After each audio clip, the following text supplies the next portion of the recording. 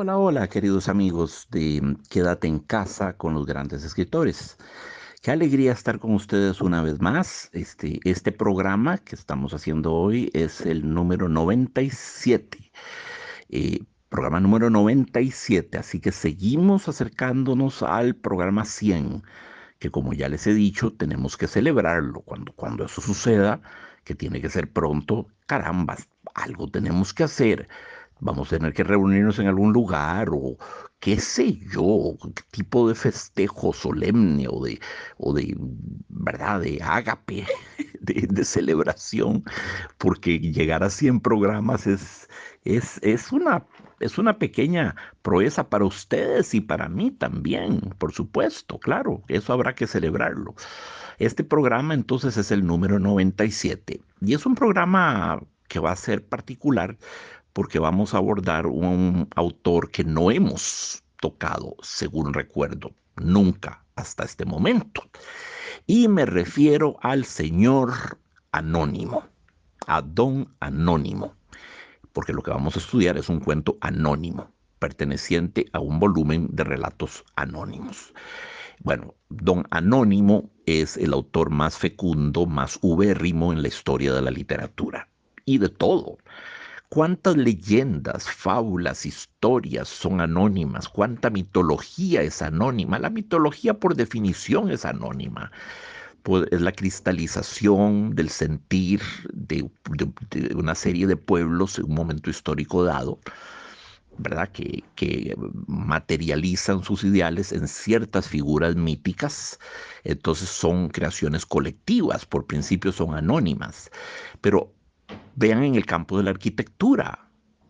Las pirámides de Egipto son anónimas, las grandes catedrales góticas franco-romanas son anónimas, las ruinas, los castillos, las viejas torres, todo eso es anónimo. Todo es anónimo. ¿Cuánta música anónima hay en el mundo? Canciones, tonadas folclóricas populares, allá que se remontan a la infancia de los siglos y de los tiempos. Son anónimos, poemas anónimos, baladas anónimas, danzas anónimas, tradiciones folclóricas anónimas. Y don Anónimo es el creador más fecundo, más feraz, más fértil en la historia de las artes. De eso no hay duda, ¿verdad? Entonces, cuando hablamos de don Anónimo, estamos hablando de un tremendo autor. Y hoy vamos a hablar de un cuento anónimo perteneciente a una colección de cuentos anónima, que es además una de las primeras colecciones de cuentos en la historia del mundo, quizás incluso la primera. Eso nadie lo ha logrado establecer bien. Una de las primeras en todo caso, de las colecciones seminales, de las colecciones matrices de cuentos que irrigan la fantasía colectiva de los pueblos. Y me refiero a las mil y una noches. Hago aquí un paréntesis chiquitito para hablar de mí, para salir de esto, porque tengo que hablar de esto, evidentemente. Yo conocí las mil y una noches de una manera que para mí es inolvidable. Tenía yo 6 años de edad, esto ocurrió en 1968. No había entrado todavía a la escuela, pero ya sabía leer. Y tuve una enfermedad muy grave que cerca me llevó de la muerte. Estuve internado en la clínica católica, fue la única vez en la vida en que estuve internado en esa clínica. Y fue un procedimiento muy difícil, muy duro, fueron días muy duros, de gran dolor físico, eso lo recuerdo muy bien, de gran tensión, lo veo en el rostro de mi madre hasta el día de hoy, recuerda ella lo que fue ese momento. Cuando salí de la clínica, debilucho, en bata, para volver a mi casa y seguir observando el reposo en mi casa, pero ya aliviado, ya por lo menos no iba con el dolor terrible con que fui internado. Y me esperaba en mi casa mi antiabuela Carmencita, y mi tía abuela me había comprado para que me entretuviera una hermosísima edición de Las Mil y Una Noches. Entonces es un libro que lo tengo asociado a esa cosa bellísima en la vida que se llama convalescencia, que se llama el progresivo reencuentro de la salud, del equilibrio roto, del bienestar, del alivio, la liberación del dolor. Eh, Tengo el libro asociado a todas esas bellísimas sensaciones y a mi tía abuela Carmencita que le quiero hacer el homenaje de mencionarla y dedicarle este programa. Ella, por supuesto, no forma parte de nuestro mundo, nos dejó hace 22 años, eh, pero sí, jamás olvidaré cuando llegué a mi casa, estaba esperándome con una bella edición profusamente ilustrada, con colores lindísimos de las mil y una noches. Y recuerdo que el primer cuento que leí se llamaba Las babuchas de oro. Babuchas son como los zapatos que usaban los persas, ¿verdad? Zapatos bombachos, puntiagudos, ¿verdad? Las babuchas de oro. Ese fue el primero que leí, después me lo leí todo. Entonces quiero hacerle este homenaje a mi tía abuela Carmencita y enviarle pues un gesto de gratitud infinita, por haber sabido darle a esa amarga experiencia de mi vida, haberle puesto esta pincelada de color, esa pincelada de alivio, esa pincelada de ilusión y de magia que fue el regalo de ese libro, que era un libro para seducir a cualquier niño.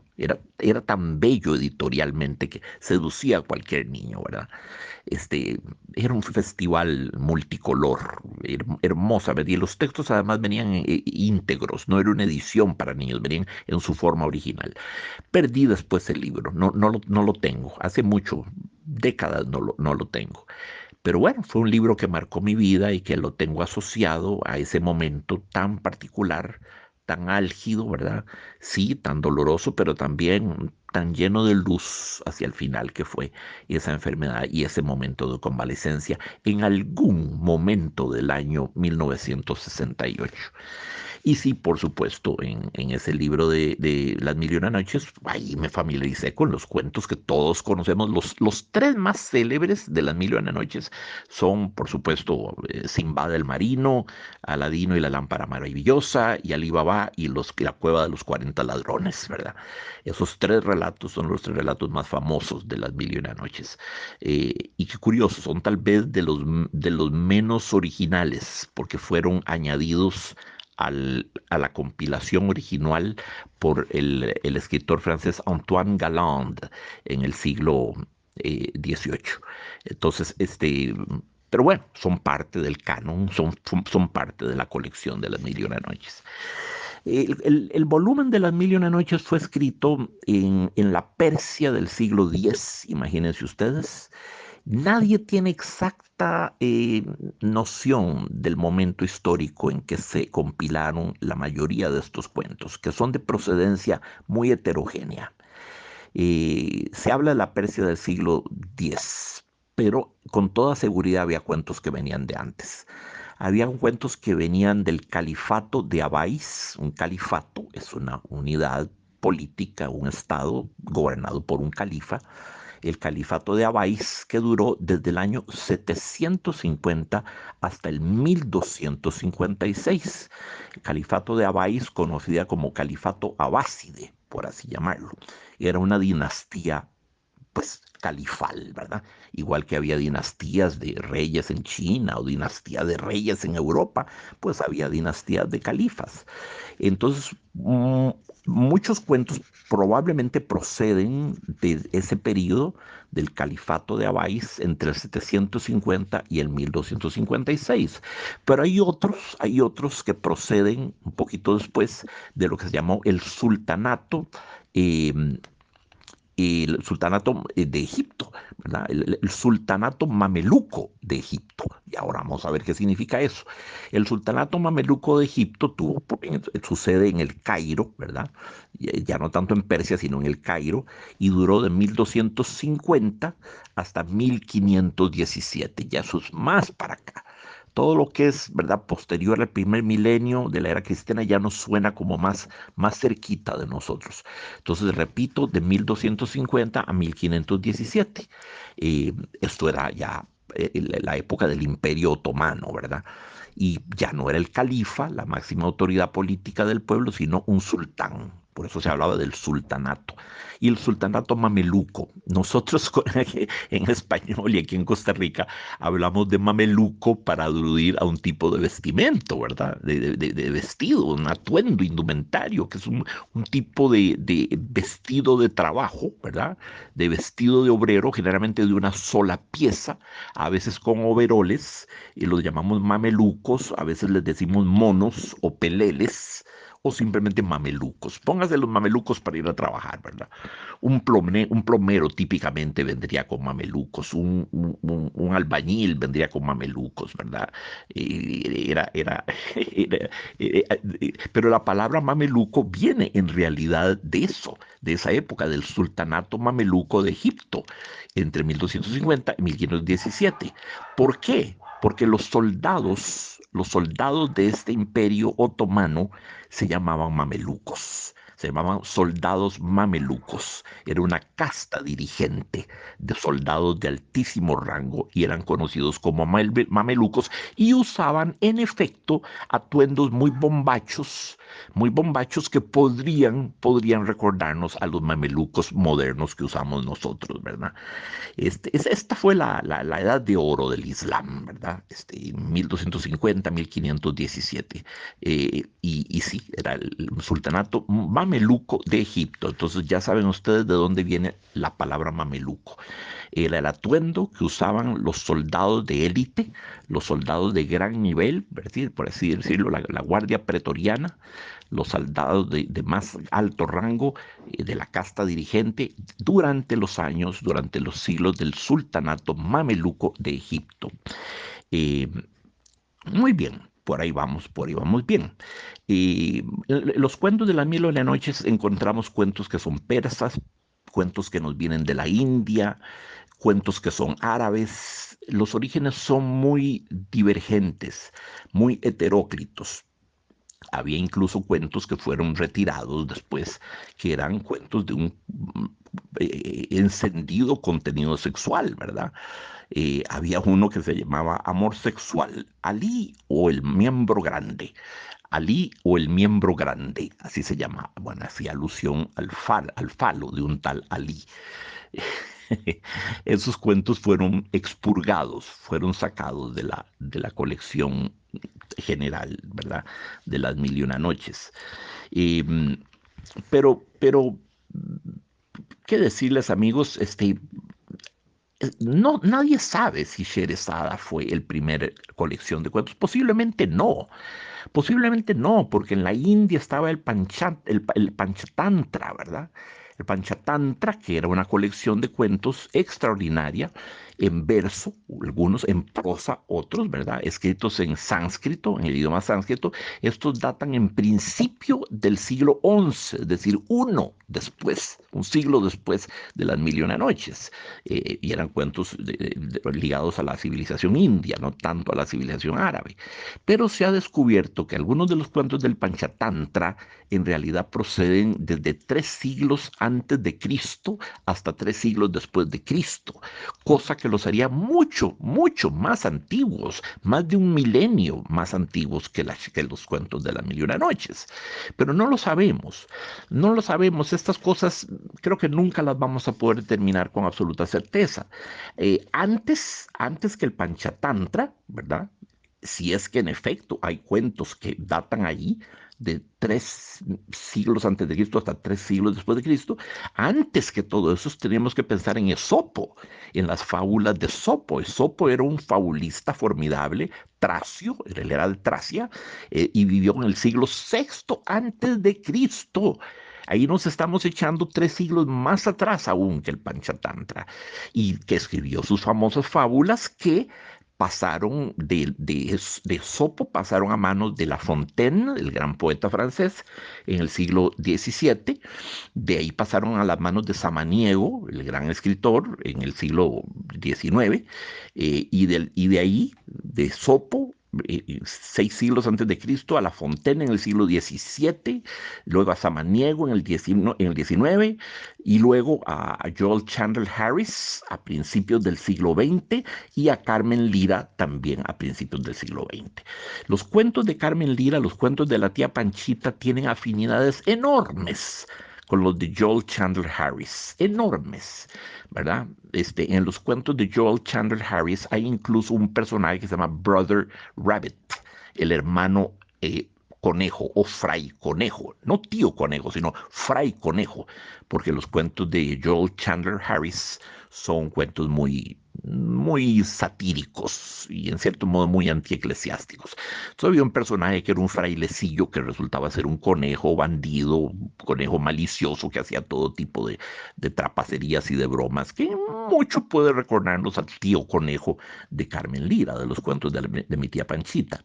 Pero esos cuentos de Joel Chandler Harris, claro, tienen muchísimo en común con los de Carmen Lira, pero ambos tienen mucho en común con los cuentos anónimos y folclóricos que se relataban los negros, los esclavos en las plantaciones de algodón, en las noches de luna llena, en los estados del sur de los Estados Unidos.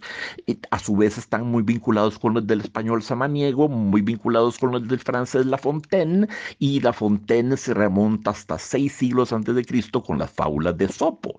Entonces, estamos hablando de una serie de cuentos típicamente la zorra y las uvas, el zorro y la serpiente, etcétera, etcétera, esas típicas combinaciones, ¿verdad? El lobo y el asno, todas esas combinaciones que usaban mucho los antropomorfismos, es decir, transformar a los animales en criaturas antropomórficas, hablantes, parlantes, porque hablaban, ¿verdad? Y actuaban como seres humanos. De hecho, encarnaban vicios, locuras y tonterías y aberraciones, codicias y debilidades muy humanas, ¿verdad? Entonces, estamos hablando de una serie de cuentos que Esopo ya los había producido esas fábulas en el siglo sexto antes de Cristo, era Tracio, Esopo. Esopo las tomó, según parece, de Etiopía, y a Etiopía habían llegado desde lo que en aquella época hubiera correspondido a la India. Ya ahí nos perdemos en la noche de los tiempos, en la noche de los tiempos. Entonces, Esopo ya en el siglo sexto antes de Cristo recogió todas esas obras que eran anónimas y de origen popular anterior a él y que venían de Etiopía y más antes que de Etiopía venían de la India. Y desde ese siglo sexto antes de Cristo de Esopo vamos a parar a los cuentos de la tía Panchita que son de 1920. Entonces estamos hablando de una cosa monumental, de una cantidad de cuentos, de anécdotas, de situaciones que han sido transhistóricas, transgeneracionales y que han corrido a lomos de la tradición oral, sufriendo pequeñas variaciones, ¿verdad? Como es lógico en la tradición oral, pero la estructura de los cuentos, de las situaciones y de los mitos se ha mantenido constante, se ha mantenido constante.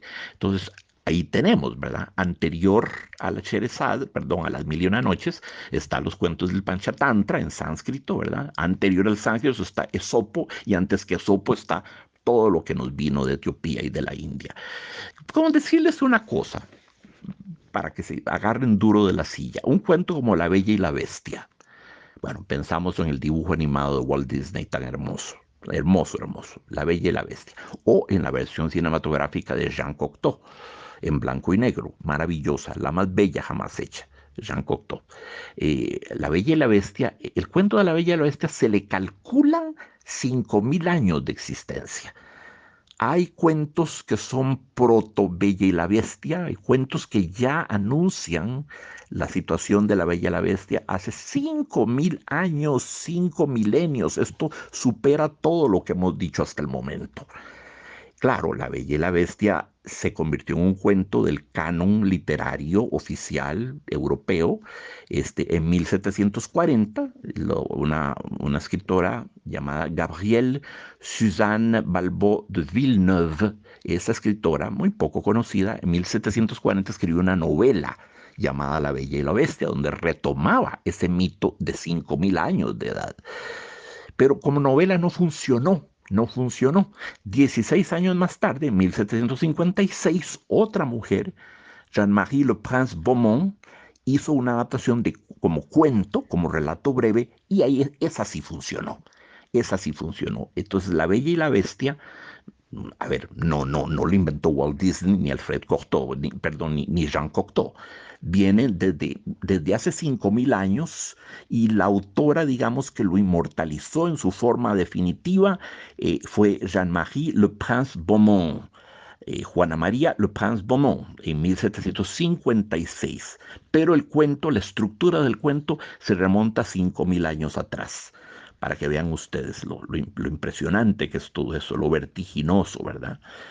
Ya hemos hablado también de otros volúmenes de cuentos, como los cuentos de Canterbury, de Geoffrey Chaucer, que fueron escritos entre 1387 y 1400. Bueno, estos son evidentemente posteriores a las Mil y una Noches y al Panchatantra, pero son cuentos inmemoriales, ¿verdad? Geoffrey Chaucer, los cuentos de Canterbury. Y Geoffrey Chaucer el inglés, ¿verdad? Se inspiró para sus cuentos de Canterbury en los cuentos del Decamerón, escrito por Giovanni Boccaccio, el italiano, los escribió en lo peor de la peste negra, ¿verdad? Entre 1348 y 1353, en esos 5 años.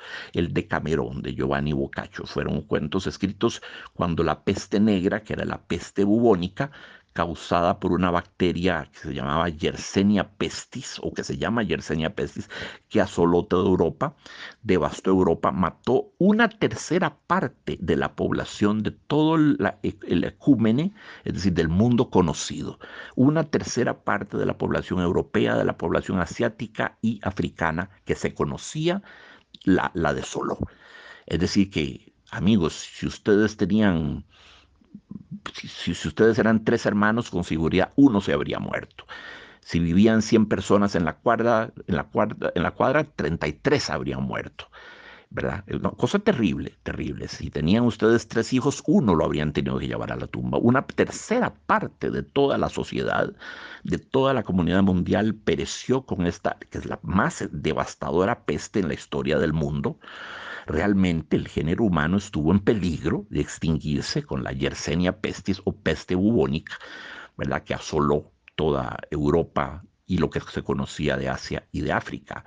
Y fue traída de Oriente por barcos mercantes que llegaron a Venecia, y la traían las ratas, pero más que las ratas, la bacteria la transmitían las pulgas que traían las ratas. Entonces las pulgas fueron el verdadero vector de la comunicación, de la propagación de esta pandemia apocalíptica. Entonces Boccaccio escribió el Decamerón durante esa peste tremenda. Eh, entonces tenemos los cuentos de Canterbury, tenemos el Decamerón, tenemos el Panchatantra, tenemos las fábulas de Sopo de 6 siglos antes de Cristo, tenemos La Bella y la Bestia que data de hace 5.000 años, de manera que, ¿qué podemos decir, amigos? ¿Qué podemos decir? Pues nadie, no creo que nadie llegue a saber nunca cuál es el volumen de cuentos realmente más antiguo, anónimo o con autor preciso, ¿verdad? Eso quedará siempre un poquito en la oscuridad. Eh, Así se constituyen las leyendas, amigos. Ustedes tomen, por ejemplo, el Doctor Fausto de Johann Wolfgang von Goethe, ¿verdad? El sabio de Weimar. Y terminó de escribir la segunda parte de su Fausto pocos días antes de morir en 1832. Goethe vivió entre los 2 siglos, entre el 18 y el 19, pero era un hombre más clásico que romántico, más del clasicismo del siglo XVIII que del romanticismo del XIX. Y él escribió el Doctor Fausto, y lo tenemos por el autor del Doctor Fausto en 2 partes. Maravillosa obra teatral, claro. Bueno, pero resulta que antes de Goethe estuvo Christoph Marlowe, estuvo el inglés Christoph Marlowe, que escribió un Johannes Faustus entre 1592 y 1604. Y a su vez, Christopher Marlowe se inspiró en la leyenda de un cierto cierto, folclórico, oscuro. Johannes Faustus, que presumiblemente habría sido un astrólogo célebre que se remonta a principios del siglo XV o finales del siglo XIV. Y esa leyenda tiene todas las trazas del remontarse todavía a antes. Es decir, la leyenda del viejo doctor, del viejo sabio, astrólogo, alquimista, que en su ya postrera vejez anhela con encontrar la fuente de la eterna juventud y pacta con el diablo, ese topos koinos significa lugar común, es el locus communis, es el lugar común de la literatura, el viejo científico, ¿verdad? Cansado de haber desperdiciado su vida leyendo enormes tomos vetustos y polvorientos en medio de una descomunal biblioteca y no vivió su vida y no vivió su juventud y no vivió sus amores y hace un pacto con el diablo para reencontrar la juventud de la cual siempre sale perdiendo porque con el diablo no hay forma de ganar. El diablo siempre nos gana, por principio es así, ¿verdad? Eh, esa leyenda que hizo inmortal este Goethe se remonta al siglo XVI de Christopher Marlowe y antes también, para que vean ustedes cómo cabalgan las leyendas a lomos del tiempo, ¿verdad? Entonces, para que ustedes se den cuenta, amigos, de lo que es toda esa... La leyenda del doctor Fausto en última instancia es folclórica y es anónima también, es hija de don Anónimo. Eso es muy importante. Y igual que el Palchatantra, igual que las Mil y Una Noches, son leyendas anónimas. Básicamente, Las Mil y Una Noches, queridos amigos, es una recopilación medieval de cuentos orientales tradicionales. Y la obra fue tomando forma durante varios siglos, como ya vimos, ¿verdad? Desde 1700, perdón, desde el 750 con el califato de Abbasi hasta fines del sultanato mameluco de Egipto en 1517. En esos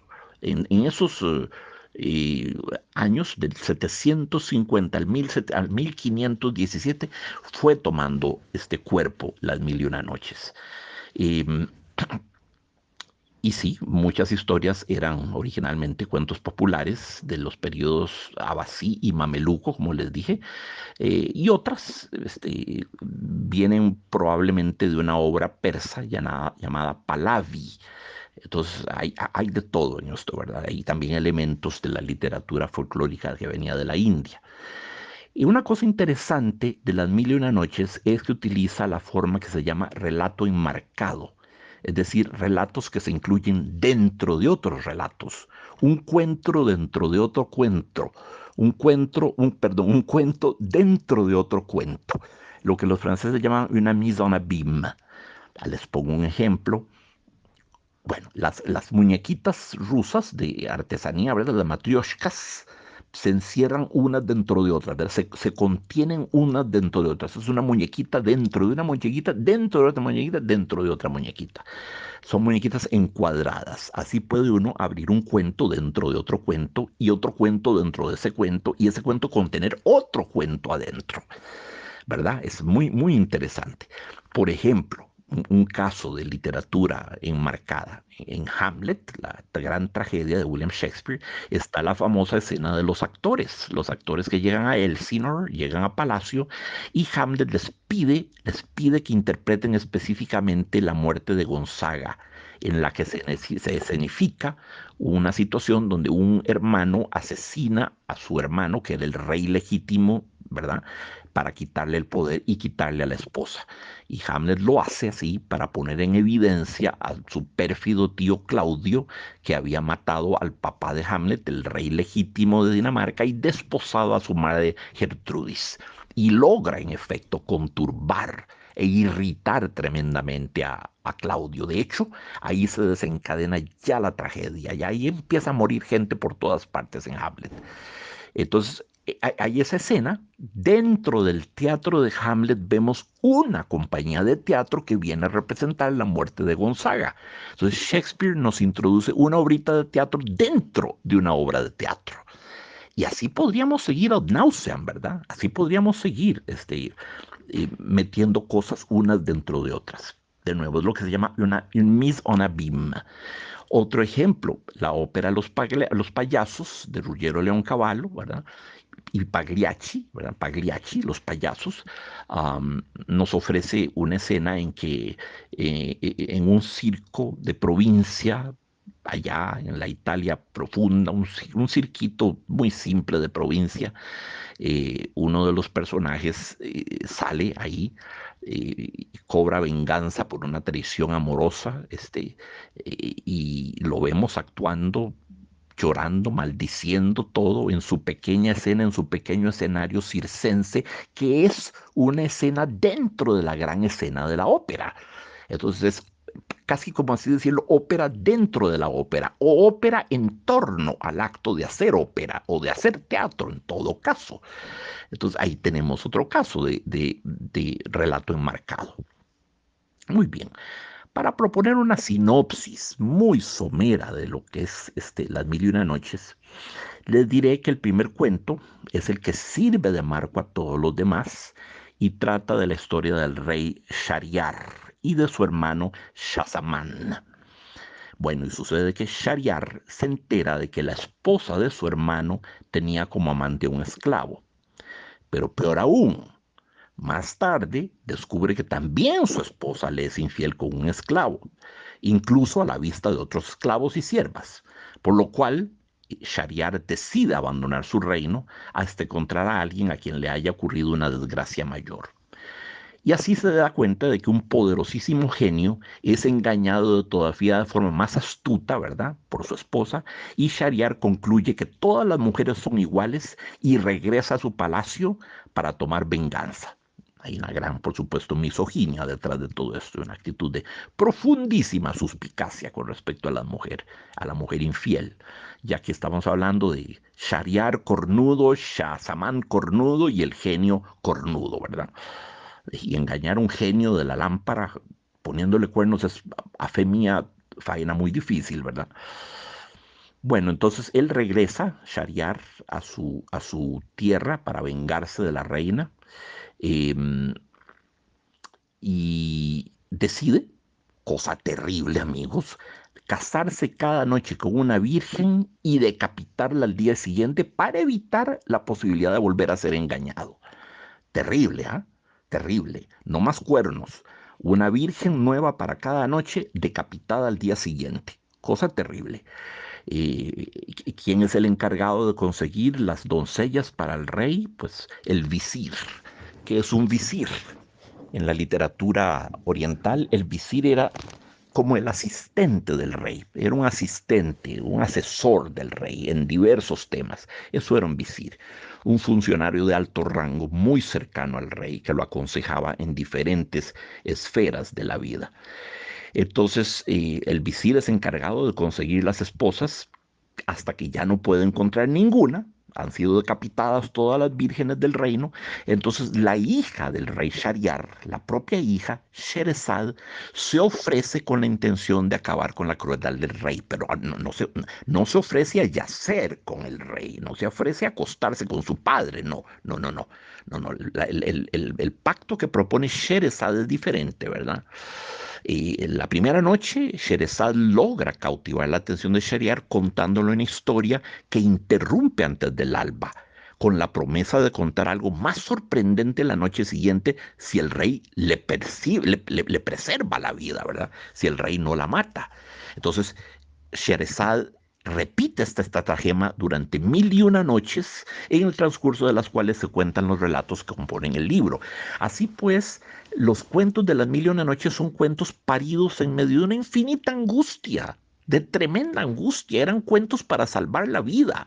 La cuentista Sherezad, hija del furibundo rey Shahryar, la cuentista se compraba un día más de vida con un cuento que dejaba en suspenso al entrar el alba para acabarlo al día siguiente y comenzar con otro, y así tenía que tener un cuento formidable cada noche para poder comprar sus días de vida y para poder evitar que el rey siguiera con aquella degollina de doncellas por todas partes, ¿verdad? Entonces vean la situación, lo angustiosa, lo extrema que es, ¿verdad? Una situación agonizante. Eh, entonces ahí van surgiendo de esa coyuntura tan dramática, tan crispante, tan tensa, ahí van saliendo las 1001 cuentos que constituyen las 1001 noches.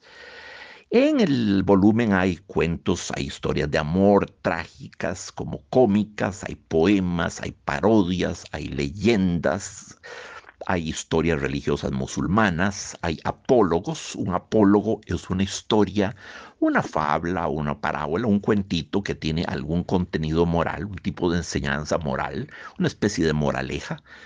Eso es un apólogo, ¿verdad? Y bueno, ya me dijiste, ¿no? De entre las más famosas, Aladino y la lámpara maravillosa, El Ibaba y los 40 ladrones, Simba del Marino. Esas que son las tres más famosas fueron añadidas en el siglo XVIII, como les decía, por Antoine Galland.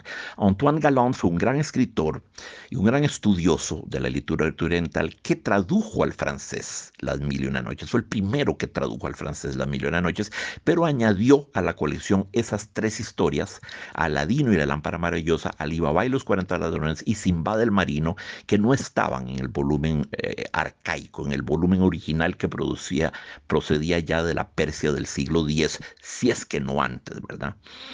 Eh, y bueno, esas más o menos la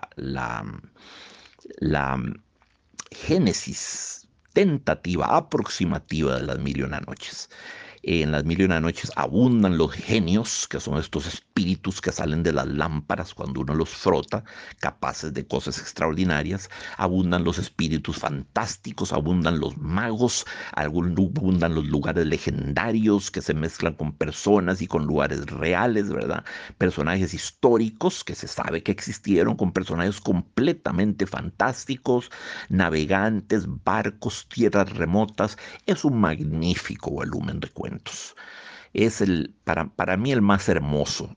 No sé si estoy hablando un poquito de mi experiencia tan personal y tan íntima, pero es el más hermoso de los volúmenes de cuentos arcaicos, de cuentos anónimos, de cuentos, una vez más, matrices de todas las historias de cuentos posteriores.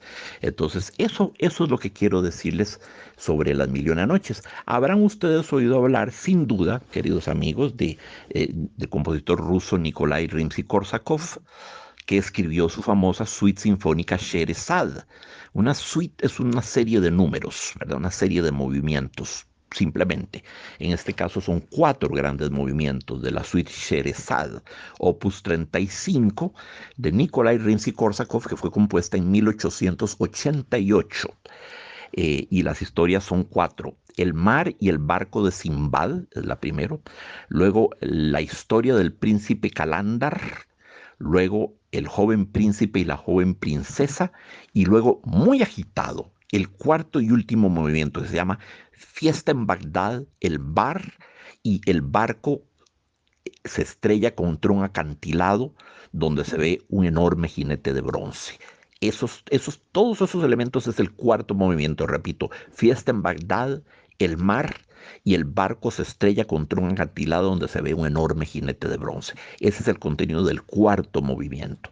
Entonces, Rimsky-Korsakov ilustró las Mil y Una Noches musicalmente, atención, hizo una ilustración musical, no gráfica, pero musical, muy descriptiva, muy programática de esos cuentos concretos y los llamó Sherezad. No los llamó Las Mil y Una Noches, los llamó Sherezad. Bueno, partiendo del hecho de que Sherezad es la autora, eh, llamemos apócrifa o fantástica de Las Mil y Una Noches. En realidad, repito, Las Mil y Una Noches son anónimas, son requete anónimas. Y el personaje de Sherezad no es histórico, es fantástico, como lo es su padre, el rey Shariar. Todo eso es fantástico, pero se atribuye en ese mundo de la fantasía, se atribuye la autoría de las historias a Sherezad, que contando esas historias salva la vida de las pocas vírgenes que quedaban en el reino y de sí misma. Esa es la génesis entonces de Las Mil y Una Noches. Entonces vamos ahora a escuchar, voy a leer el cuento que he escogido para ustedes, que es hermosísimo, y lo vamos a proceder a comentar. Y el cuento que les propongo para disfrutarlo y para comentarlo de la enorme oferta de relatos que nos ofrece Las Mil y Una Noches, quizás lo conocen, es el cuento titulado El halcón del rey Sindabad. Procedo a leérselos. Dicen que entre los reyes de Faras hubo uno muy aficionado a diversiones, a paseos por los jardines y a toda especie de cacerías. Tenía un halcón adiestrado por él mismo y no lo dejaba de día ni de noche, pues hasta por la noche lo tenía sujeto al puño. Cuando iba de caza, lo llevaba consigo y le había colgado del cuello un vasito de oro, en el cual le daba de beber.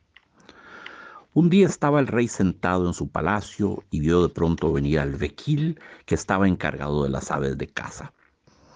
Y le dijo: «Oh rey de los siglos, llegó la época de ir de caza». Entonces el rey hizo sus preparativos y se puso el halcón en el puño. Salieron después y llegaron a un valle donde armaron las redes de caza. Y de pronto cayó una gacela en las redes. Entonces dijo el rey: «Mataré a aquel por cuyo lado pase la gacela». Empezaron a estrechar la red en torno de la gacela, que se aproximó al rey y se enderezó sobre las patas como si quisiera besar la tierra delante del rey. Entonces el rey comenzó a dar palmadas para hacer huir a la gacela, pero ésta brincó y pasó por encima de su cabeza y se internó tierra adentro. El rey se volvió entonces hacia los guardas y vio que guiñaban los ojos maliciosamente. Al presenciar tal cosa, le dijo al visir: «¿Por qué se hacen esas señas mis soldados?». Y el visir contestó: «Pues dicen que has jurado matar a aquel por cuya proximidad pasase la gacela».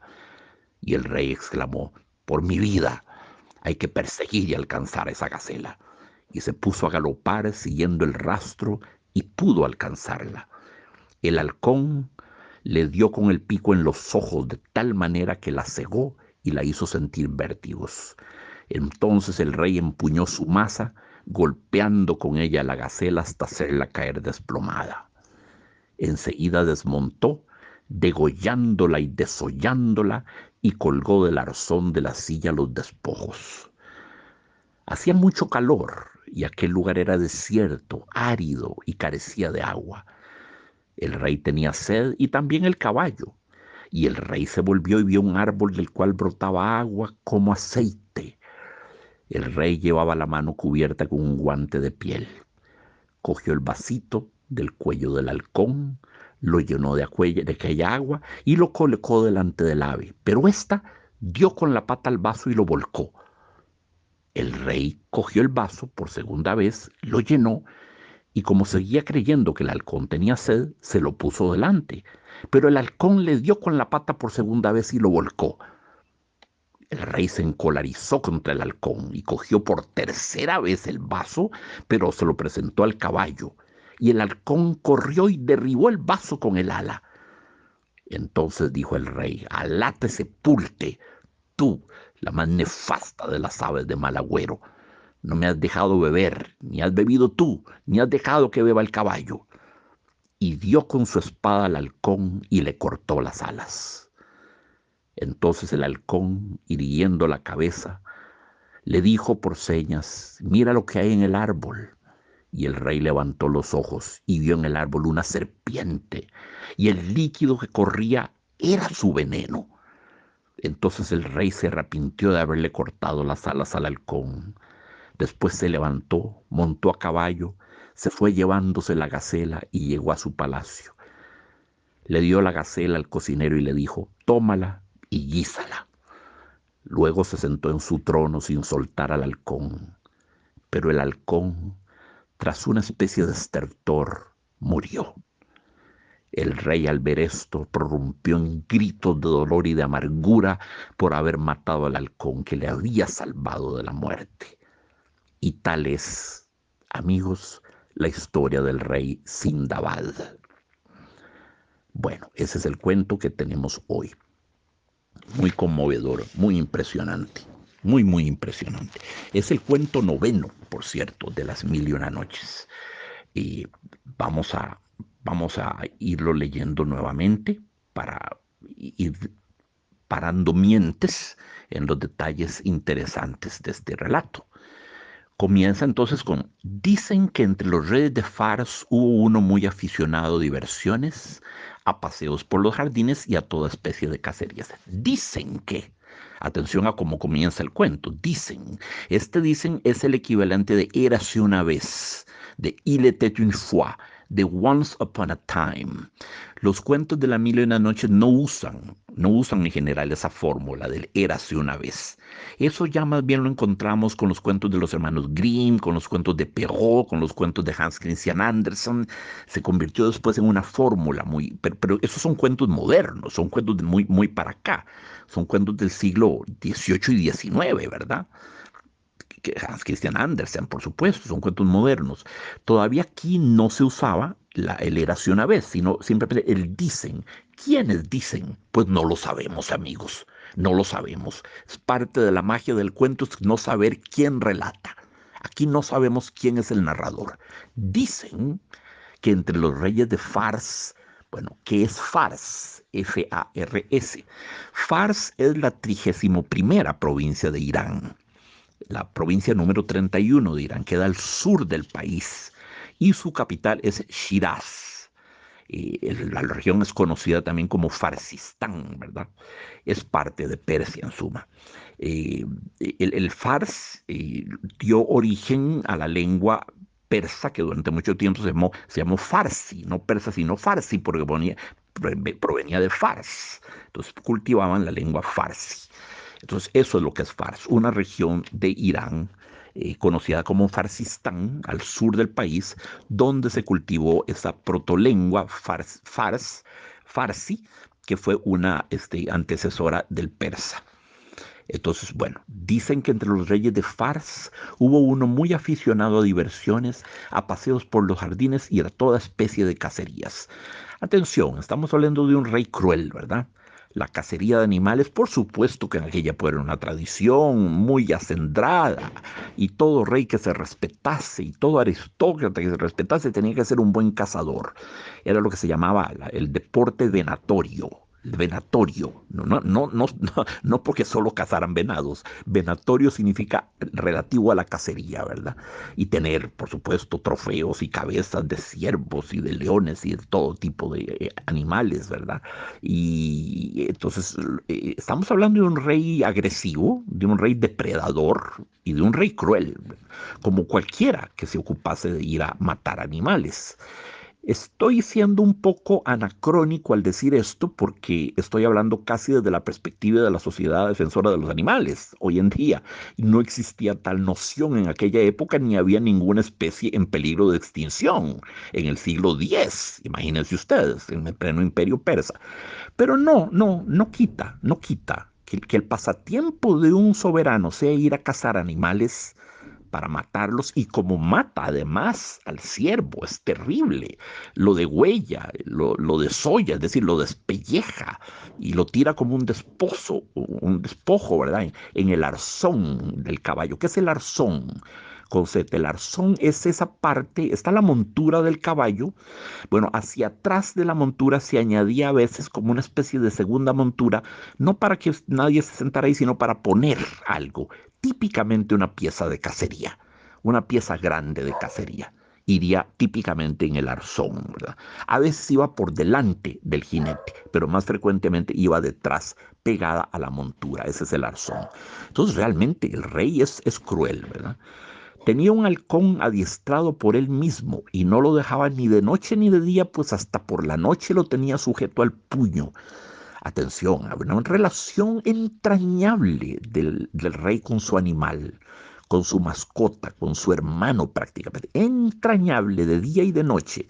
Además, la imagen del halcón en el puño. Ah, caramba, es un doble signo de poder. El puño cerrado es un símbolo de poder, sin duda, y el halcón de pie en el puño es un todavía más poderoso símbolo de poder, un doble símbolo de poder. El halcón, ¿verdad? Una arpía, un animal de presa, un animal de caza, feroz, veloz, rápido, raudo, infalible en su ataque. El halcón, con todo lo que tiene de carga mitológica, ¿en cuántos cuentos no aparecen halcones, verdad? La función que han tenido a través de la historia como portadores de mensajes, mucho más eficaces que las palomas mensajeras, eran los halcones portando mensajes de lugares a veces remotísimos uno del otro. Entonces es un animal que está asociado al registro bélico, al registro guerrero de la historia del mundo. Es un animal que tiene su carga simbólica, es un animal belicoso, es un animal de presa, con una mirada formidable. De hablar de una mirada de halcón, es un animal que a cientos de metros de altura puede ver el animalito más significante en la Tierra y lanzarse sobre él con precisión de rayo láser, ¿verdad? Y está asociado a un rey. Entonces, caramba, aquí estamos hablando de una gran concentración de poder. Entonces sigue él o la cuentista sigue diciéndonos, cuando el rey iba de casa, lo llevaba consigo y le había colgado del cuello un vasito de oro en el cual le daba de beber. Muy interesante, el rey se llama como Sindabad. Sindabad, muy parecido a Simbad, pero no es lo mismo. Sin embargo, tienen el mismo origen. Simbad y Sindabad tienen el mismo origen. Hacen alusión a Sin, S-I-N. Sin era un río. Es, al día de hoy, se está secando, por cierto, pero es un río de Irak. Igual que está el Tigris y el Éufrates, está el Sin. Entonces, Simbad el marino era el navegante, ¿verdad?, del río Sin. Y Sindabad era, significa básicamente, su etimología es viento del Sin, el viento que procede del río Sin. Simbad es el marino que navega el río Sin y Sindabad es viento que procede del río Sin. Entonces de ahí viene el nombre Sindabad. Entonces, bueno, y cuando iba de casa, el rey llevaba consigo su halcón y le había colgado del cuello un vasito de oro en el cual le daba de beber. Un día estaba el rey sentado en su palacio y vio de pronto venir al vequil, que estaba encargado de las aves de caza. ¿Qué es el vequil? El vequil es un diminutivo por la expresión vakil al-ra'aya, vakil al-ra'aya, que significa diputado del pueblo. El vequil era una figura política del imperio persa que hacía las veces como de magistrado provincial, ¿verdad? De fiscal que andaba vigilando que los pueblos del reino, los pueblos viviesen en armonía, que no hubiese el delito de corrupción. Atención, ya se hablaba muy específicamente y de una manera, por supuesto, ya formaba parte, ya se consideraba un crimen la corrupción severamente castigado en aquella época, que no hubiera escarceos, que no hubiera problemas entre los pueblos, en las comunidades, que no hubiera criminales indeseables. El vequil era un asistente de altísimo rango del rey, ¿verdad? Y repito, el nombre completo es Vakil al-Ra'aya, que aquí se limita a Vequil. Entonces, el Vequil, ese asesor real, que estaba además en el cuento encargado de las aves de caza, le dijo al rey, oh rey de los siglos, llegó la época de ir de caza. Entonces el rey hizo sus preparativos y se puso el halcón en el puño. Ahí está esa imagen, amigos, véanla, épica, épica, heroica. El rey, ni más ni menos, en su corcel, con el halcón en el puño cerrado, la mano enguantada. Tremendamente potente, ¿verdad? Muy, muy épico. Salieron después y llegaron a un valle donde armaron las redes de caza.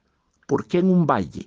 Pues amigos, no me lo pregunten, pero enorme cantidad de narraciones y de relatos de todo tipo tienen lugares en valles.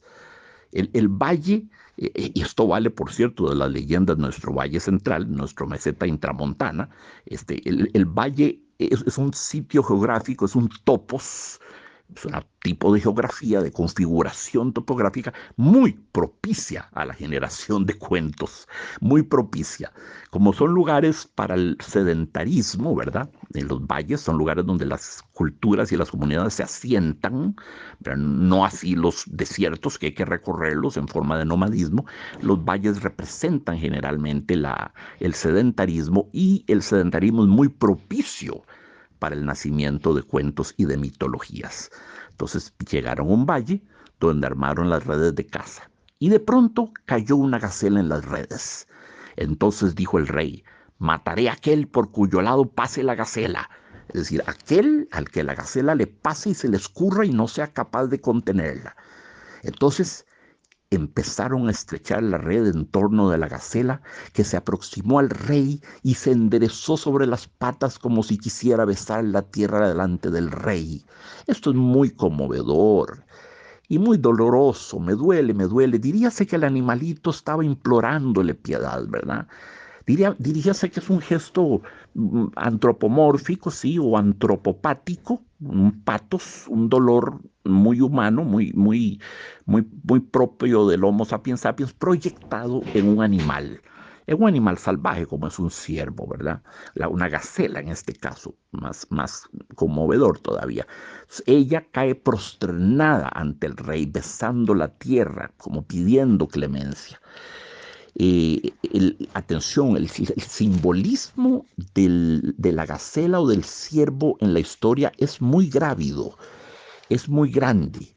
En las poblaciones Panche, población autónomas Panche de Colombia, está prohibidísimo comer carne de ciervo, ¿verdad? Porque se supone que el ciervo lleva las almas de los ancestros encarnadas en su cuerpo.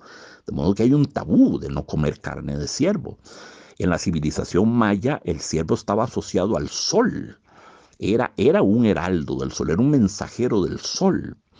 Y cuando se veía a un ciervo muerto, encontrar a un ciervo muerto era augurio de sequía, y de sequía seriesísima, ¿verdad? De sequía que iba a agostar totalmente las cosechas y acarrear las hambrunas más terribles.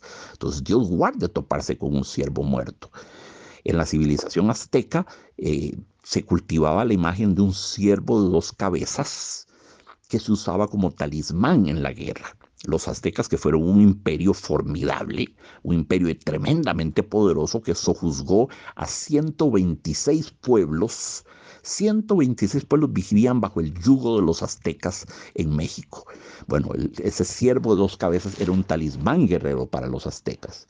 Los viejos códices mexicanos nos presentan a un ciervo que jala el sol. Si el ciervo de nuevo asociado al sol, esta vez jalando al propio sol, al astro rey, imagínense ustedes el poder que tendría, el poder mítico, ¿verdad?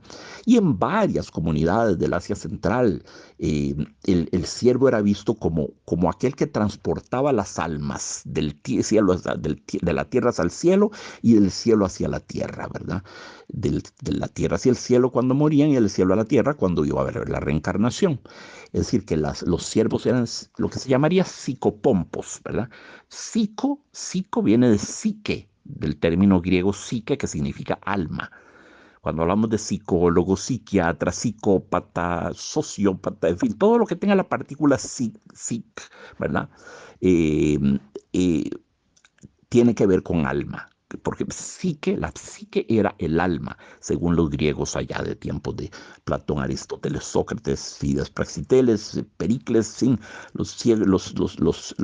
grandes pensadores griegos del siglo IV antes de Cristo, que fue el siglo de oro de la Atenas clásica. Entonces, el ciervo o la gacela, eran animales muy grávidos de valencias simbólicas. Significaban muchas cosas. Imagínense ustedes que en ese relato de que ya hablamos, La Bella y la Bestia, que se remonta a 5.000 años atrás y que, como ya dijimos, le dio su versión definitiva la escritora francesa Jean-Marie Le Prince Beaumont en 1756. En La Bella y la Bestia, ¿cuál creen ustedes que fue el pecado que cometió el príncipe para ser transformado en bestia? ¿En qué consistió el pecado del príncipe? A ver si se acuerdan. porque el príncipe no se convirtió en bestia por nada. Ah, no, no, no, no. El príncipe cometió la herejía, el pecado, el sacrilegio terrible de haber matado a una sierva, una gacela, que era en realidad una princesa que había asumido la forma de una cervatilla. Y él mata en una cacería, en una ronda de cacería, mata a la cervatilla.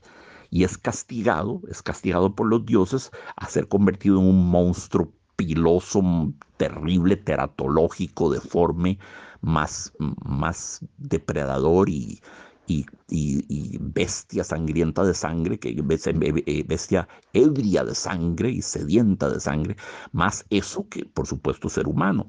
Entonces, vean ustedes a qué punto era castigado la muerte o la cacería de un ciervo o de una gacela. Bueno, le costó a la bestia su condición de bestia, de la cual lo logra liberar la bella a final del relato de Le Prince de Beaumont. Entonces, bueno, el rey comenzó a dar palmadas para hacer huir a la gacela, pero ésta brincó y pasó por encima de su cabeza y se internó tierra adentro. El rey se volvió entonces hacia los guardas y vio que guiñaban los ojos maliciosamente. Terrible, terrible esto, porque los guardas estaban burlando del rey. El rey fue burlado. La gacela brincó por encima de su cabeza, lo burló, ¿verdad? Y escapó. Una humillación para un rey tan poderoso con su halcón en el puño, ¿verdad? Eh, entonces, claro, al ver a los soldados, a los guardas maliciosamente riéndose, por supuesto que montó en cólera. Al presenciar tal cosa, el rey le dijo al visir: ¿por qué se hacen esas señas, mis soldados? Y el visir contestó: dicen que has jurado matar a aquel por cuya proximidad pasase la gacela. Y el rey exclamó: por mi vida, hay que perseguir y alcanzar a esa gacela. Y se puso a galopar, siguiendo el rastro, y pudo alcanzarla. Perdón. Entonces, en esta segunda en esta segunda carga contra la pobre gacela, en este segundo ataque y persecución de la gacela, el halcón la golpeó con el pico en los ojos, de tal manera que la cegó y la hizo sentir vértigos. Tremendamente cruel, amigos, lo que el halcón hace. El halcón opera aquí como una prolongación del cuerpo del rey, como una excrescencia del rey. Eh, y hace lo más cruel de todo, la priva de la vista, le arranca los ojos a picotazos. El halcón no era ninguna ovejita inofensiva, ¿verdad? Y después de que la gacela está ciega, el rey empuñó su maza, golpeando con ella hasta hacerla caer desplomada. Terrible. Primero la ciegan, luego la golpean con una maza y luego, como dice el cuento, enseguida el rey desmontó, degollándola y desollándola. Muy impresionante el uso de los gerundios aquí. Degollándola y desollándola, y colgó del arzón de la silla los despojos. Todo esto tiene incluso un ritmo, ¿verdad? Un canto. Desollando, desmontó, degollándola y desollándola, y colgó del arzón la silla de los despojos. Tenemos palabras: desmontó, degollándola, desollándola, despojos. Cuatro palabras que comienzan con des, ¿verdad? Y, y palabra tan fuerte como arzón, ¿verdad? Y verbos tan terribles como degollándola y desollándola. Gran violencia en todo esto, gran violencia verbal. Sigue el cuento. Hacía bastante calor y aquel lugar era desierto, árido y carecía de agua. El rey tenía sed y también el caballo. Y el rey se volvió y vio un árbol del cual brotaba agua como aceite. Algunas malas traducciones dicen brotaba agua como manteca. No, no, no es como manteca, eso hubiera sido asqueroso. Era agua como aceite, era un agua aceitosa. Y muy bien, un árbol del cual mana agua, muy típico de un cuento de hadas. Hasta ahí no tenemos nada de qué sorprendernos particularmente, ¿verdad? Eh, Sigue el cuento. El rey llevaba la mano cubierta con un guante de piel. Cogió el vasito del cuello del halcón, lo llenó de aquella agua y lo colocó delante del ave. Pero ésta dio con la pata al vaso y lo volcó. primer acto de rebeldía del ave, de esa ave que era la lealtad misma, ¿verdad? Era el amigo entrañable del rey, posiblemente el único amigo real que el rey tuviese. Era un animal y era el halcón, ¿verdad? La lealtad del animal, la lealtad profunda, eso conmueve mucho. El rey cogió el vaso por segunda vez, lo llenó y como seguía creyendo que el halcón tenía sed, se lo puso delante. Pero el halcón le dio con la pata por segunda vez y lo volcó. Caramba, ya esta reincidencia ya empieza a irritar al monarca. El rey se encolerizó contra el halcón y cogió por tercera vez el vaso, pero se lo presentó al caballo. Y el halcón derribó el vaso con el ala. Entonces dijo el rey: Alá te sepulte, oh la más nefasta de las aves de mal agüero. No me has dejado beber, ni has bebido tú, ni has dejado que beba el caballo. Terrible maldición, Alá te sepulte, que Dios te sepulte. Es terrible la maldición, no podría ser más violenta. Ya es que claro, ya era tres veces, ¿verdad? Que había botado el vasito, el halcón. Aquello era una insurgencia, una insolencia. Y es una cosa terrible, terrible. Muy bien. Y entonces el rey dio con su espada al halcón y le cortó las alas. Terrible, terrible imagen. Cuánta violencia en este cuento, ¿verdad? Cuánta violencia en este cuento de hadas. Cuánta violencia. La gacela cegada, luego masacrada con una masa desollada, degollada, y, y ahora el, el- el- el- el- el halcón con las alas amputadas, una imagen terrible de castración, ¿verdad? Es un símbolo de castración. El halcón que ya no podrá volar nunca más, siendo él un residente del aire, de las alturas, porque el rey es un bípedo, es un animal terrestre. El halcón es un animal del aire, es un animal, sí, aéreo, ¿verdad? De los cielos, de la sur, ¿verdad? Es, es, Tiene todas esas cosas bellas que tienen las aves, toda esa simbología que tienen las aves. El volar, el hecho de poder volar es un símbolo muy claro del poder erótico, del gozo sexual. Es lo que siempre ha simbolizado el hecho de volar.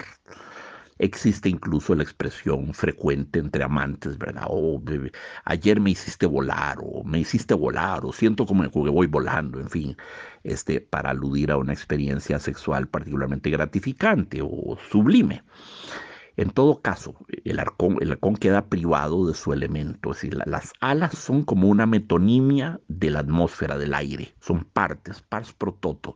Al, al privar al halcón de las alas, lo priva también del firmamento, lo priva de su elemento, lo priva del aire, de la atmósfera, del azul del cielo, lo exilia de su elemento y lo obliga a ser de nuevo un bípedo, un animal rastrero, peatonal, pedestre, como lo es el propio rey. Entonces no solo hay la amputación de las alas, está el exilio ahora del halcón, animal celeste, animal de firmamento, convertido ahora en un vulgar animal terrestre.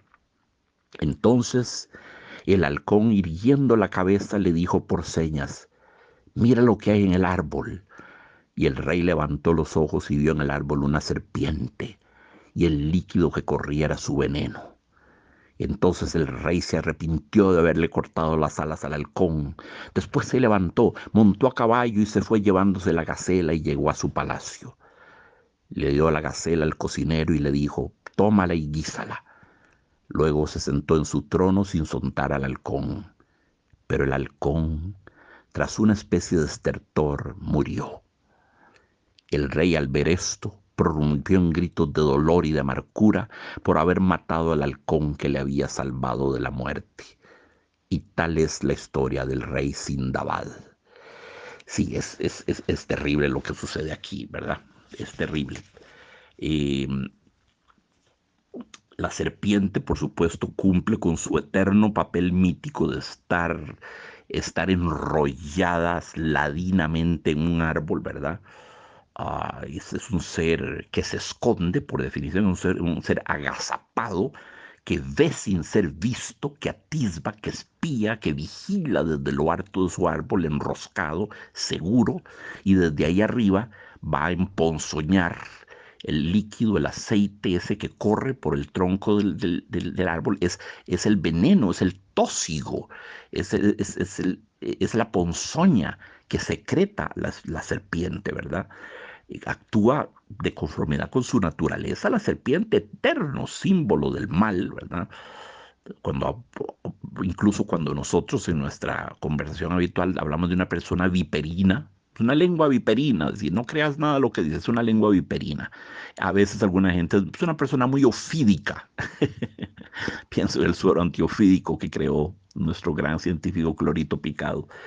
Es decir, una persona muy ofídica, o la lengua bifurcada, ¿verdad? Y retráctil de la serpiente, la lengua bifurcada, la lengua que tiene dos puntitas, ¿verdad? Esa lengua bífida de la serpiente y rauda, porque ese lengüetazo sale a una velocidad formidable. Sí, las serpientes, si el halcón era un animal del aire y el rey era un animal de tierra, la serpiente es menos que tierra, la serpiente es animal de fango, es animal casi subterráneo, por debajo de la tierra o escondida entre un matorral o debajo de unas piedras. Aquí vamos de arriba hacia abajo, ¿verdad? El halcón era el más cercano a las estrellas, a la luna, al sol, al firmamento. El rey, pues el rey iba a lomos de su caballo, pero era un animal también, un animalito peatonal, pero era bípedo. Pero la culebra representa el colmo de lo rampante, de lo bajuno, un animal de marisma, de pantano o de desierto en este caso. Por supuesto, hay serpientes del desierto, eh, extremadamente venenosas, ¿verdad? Entonces, bueno, el halcón fue castigado, merecía cierto castigo porque sí, cegó a la gacela, fue parte de la masacre que se hizo con la gacela, ¿verdad? Y, y bueno, otros que hubieran merecido castigo eran los guardas que acompañaron al rey a su jornada venatoria, a su jornada de caza, que tendieron las redes para que cayera la gacela. Viendo bien las cosas, aquí hay como todo el mundo actúa de una manera cruel, sin duda el rey, sin duda su amado halcón, sin duda los guardas, solo la gacela es símbolo de pureza y se comporta de una manera que es éticamente irreprochable, ¿verdad? Todos los demás dan muestras inequívocas de una naturaleza crudelísima, crudelísima. Pero lo que es terrible aquí es que justamente lo que hace el rey, ¿verdad? Le corta a las alas al halcón sin saber que el halcón lo había salvado de la muerte. Y por supuesto, el rey prorrumpe en gritos de dolor y de amargura. ¿Cuántas veces no sucede eso, amigos, en la vida? Que nos enemistamos con un amigo, por ejemplo, porque no nos gustó cierta cosa que nos dijo, una advertencia, un consejo, una previsión, algún aspecto de nuestra vida por el cual nos llamó la atención o nos alertó, nos alarmó, hizo sonar las campanas de peligro, ¿verdad? Y nosotros lo castigamos, en lugar de agradecer el gesto, lo castigamos, ¿verdad? Y rompemos nuestra amistad con ese amigo o amiga. Ese es un caso muy análogo a lo que hace aquí este rey con su halcón. Sin saberlo, lo castiga, lo castra, lo mutila, lo exilia al reino de lo terrestre, de lo peatonal, de lo pedestre, lo pone al mismo nivel que la serpiente por haberle salvado la vida, pero lo entiende demasiado tarde. Uno comete esos errores, es muy humano. Este cuento es una parábola o una alegoría de un tipo de error muy, muy humano. Castigar a aquel que justamente nos quiere el bien y está de nuestra parte. Es muy, muy humano. Como decía Oscar Wilde, ¿verdad? El ser humano tiende a triturar todo aquello que ama. Es una tremenda frase. Al principio yo quería no creer en ella. Ahora creo en ella sin duda. El ser humano tiende a triturar todo aquello que ama. este rey, solitario como lo son todos los reyes, porque el poder de un rey puede atraer aduladores, por supuesto, cortesanillos, hipócritas y tartufos, pero no amigos verdaderos, porque la gente lo que busca en el rey es el poder. La gente se arrima a un rey por el poder que detenta. Eso es todo. Por sus riquezas, por su poder político, ¿verdad? Sigue siendo el caso hoy en día. La gente lo que hace las personas que están en posiciones de poder, de inmediato, ¿verdad? Corren a ponerse a sus órdenes de una manera servil, de una manera mezquina, ¿verdad? Es muy humano, ¿verdad? Entonces, bueno, como decía Wilde, el ser humano tiende a triturar aquello que más ama. El único amigo verdadero que tenía el rey, al punto de que yo dormía incluso con él, era el halcón. Por lo demás, solo se rodeaba de hipócritas, de cortesanos y de salameros, de aduladores. El halcón era su único amigo y lo hizo morir. La peor de las muertes, la más cruel de las muertes, lo castró, le quitó ese elemento que es definitorio en una ave que se llama las alas. Un ave sin alas no es ave, punto, se acabó. El rasgo distintivo de un ave son las alas. Y un halcón, caramba, que es un animal de un vuelo tan raudo, tan veloz, tan potente, tan poderoso. Uno de los reyes de los aires, ¿verdad? Junto con el águila, junto con el cóndor, junto con el albatros. Una de esas aves míticas por su potencia y por la realeza que tienen. El halcón era también una especie de rey, rey de los cielos, rey del aire, rey del firmamento. Era el igual, era el interpares del rey. Eran como dos reyes cuyos reinos eran diferentes. Bueno, pero el rey terreno, ¿verdad? El rey Sindabad mata al halcón, le corta las alas en un acceso de furia ciega y el halcón muere en medio de estertores. Y no sino después el rey ve que el aceite que se iba a tomar, el líquido que se iba a tomar, no era otra cosa que el veneno de una letal serpiente, que esa queda impune. Nadie mata a la serpiente. El rey no toma su espada y corre a decapitar a la serpiente, ni manda a los guardas a que la ataquen y la desollen y la degüellen, etcétera, etcétera. La serpiente queda impune. Cosas interesantes para observar, ¿verdad? Es decir, el principio del mal es el que queda aquí, es el único que va a seguir. La gacela, símbolo del bien y de la inocencia, perece de la peor de las formas. Los guardias sin duda van a ser castigados por su falta de atención, su falta de vigilancia. El halcón fue sacrificado. El rey seguirá siendo un rey miserable, abrumado por el remordimiento, por el cargo de conciencia, por la culpabilidad. Haber él matado con sus propias manos al amigo que le salvó la vida, no una, sino 3 veces consecutivas. Qué horror, qué dolor tan profundo y sobre todo por cuanto irremediable, sobre todo porque es un error ya las alas fueron cercenadas, ¿qué va a hacer? Es irreparable, es irremediable, es irreversible.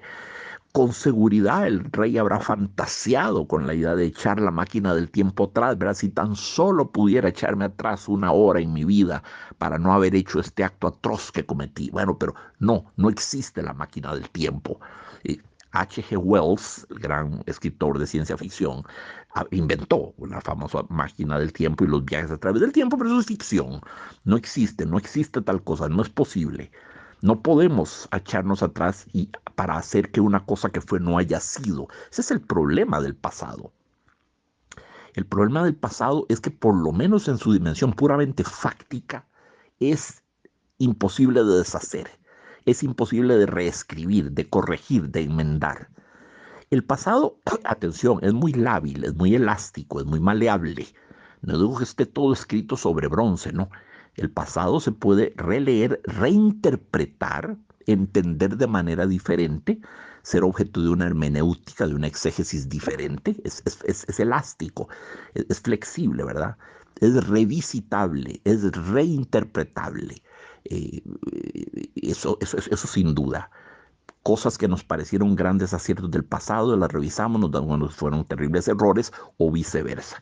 Cosas que teníamos por errores terribles, nos damos un buen día cuenta de que fue lo mejor que hicimos en nuestras vidas. Entonces, el pasado es dinámico, no está muerto, no está escrito en piedra. Es dinámico en el terreno de la exégesis, de la interpretación, de la lectura, pero no es maleable en términos fácticos. No puedo cambiar el hecho de que nací un 15 de septiembre de 1962. Eso no está abierto a la interpretación. Eso es la parte fáctica, lo ligado a los hechos del pasado. El rey no puede cambiar el hecho terrible, inapelable, irreversible de que mutiló a su mejor amigo, a su único amigo, que era un animal, ni siquiera un ser humano, un animal. Qué dolor más tremendo, no puedo imaginar un dolor más grande. No puedo imaginar un dolor más grande que el que tiene que haberse abatido sobre este arrogante, belicoso rey que era el rey Sindabad. Y el cuento termina con la exclamación: tal es la historia del rey Sindabad. Y sí, bueno, esa es la historia que quería compartir hoy con ustedes, de las mil y una noches, de Don Anónimo, que no lo pierdan nunca de vista. Es el autor más, el artista más prolífico, más grande que ha producido la especie humana. Amigos, qué placer tan grande haber estado con ustedes, qué gozo me da haber compartido un texto tan lindo como este. Es un texto que lo deja uno incómodo. No sé cómo lo vivieron ustedes, amigos. Yo ahora leyéndolo y comentándolo no hice otra cosa que volver a experimentar lo que siempre he sentido. El cuento me deja inquieto, incómodo, me roba la paz del alma. Este es un cuento desapacible, ¿verdad? Desapaciguador. Es terrible, queda como una herida abierta, queda como una úlcera supurando, echando sangre y pus, queda como una herida abierta, sin cauterización, sin vendajes, sin nada. Es un cuento que sigue doliendo eternamente. El acto del rey es eso de mutilar a su amigo es tan terrible que el cuento sigue doliendo en la conciencia siempre, básicamente. Lo he conocido toda mi vida, este cuento. Siempre me ha dolido, pero le encuentro un correlato muy, muy profundo con la vida real, con cosas que hacemos los seres humanos. Ciertamente, como cuento califica como un apólogo. El apólogo es, como ya se los dije, una narración generalmente corta, una parábola, una pequeña alegoría, de la cual se desprende alguna especie de moraleja o de aprendizaje moral o ético, eh, o religioso. Y en este caso no hay una moraleja explícita, ¿verdad? Por supuesto, el autor no pone moraleja, etcétera, etcétera. Se pudo haber puesto una moraleja, pero hubiera sido horrible. Hubiera sido horrible en este caso. El cuento tiene su moraleja implícita, ¿verdad? Implícita. No castigar a un amigo por un gesto que estaba lleno de la mejor intención del mundo y que lo que quería era preservarnos de un peligro tremendo, inminente, inminente. El rey estuvo al borde de la muerte. Cuando el rey tiene que haberse erizado cuando se dio cuenta cuán cerca estuvo de perecer, cuán cerca, posiblemente a fracciones de segundo de perecer. Pero el halcón, por dicha, le golpeó el vasito de oro y le quitó la ponzoña de las manos. Y bueno, fue castigado por ello de la manera más terrible que sea dable imaginar. Sí, es un cuento que me perturba, claro que sí. Y si los perturba a ustedes es porque lo leímos bien y creo que lo entendimos y lo sentimos sobre todo, que es lo más importante. Lo sentimos bien, lo sentimos correctamente. Es un cuento para desapaciguar, para inquietar, para preocupar, para entristecer. En el fondo es un cuento profundamente trágico y una alegoría terrible sobre la locura humana, sobre hasta qué punto llega la besaña y la locura humana, y también sobre el efecto de aguardiente del poder. ¿Qué sucede con los seres humanos cuando se intoxican de poder? Es como una intoxicación etílica, como una borrachera, los errores terribles que cometen ebrios en su poder, como este rey Sindabad. Amigos, un abrazo para todos, lleno del cariño, de la gratitud de siempre, con este programa número 27 de Quédate en casa con los grandes escritores, y nos vamos a volver a ver y a escuchar muy, muy pronto, eso se los prometo. Un gran abrazo.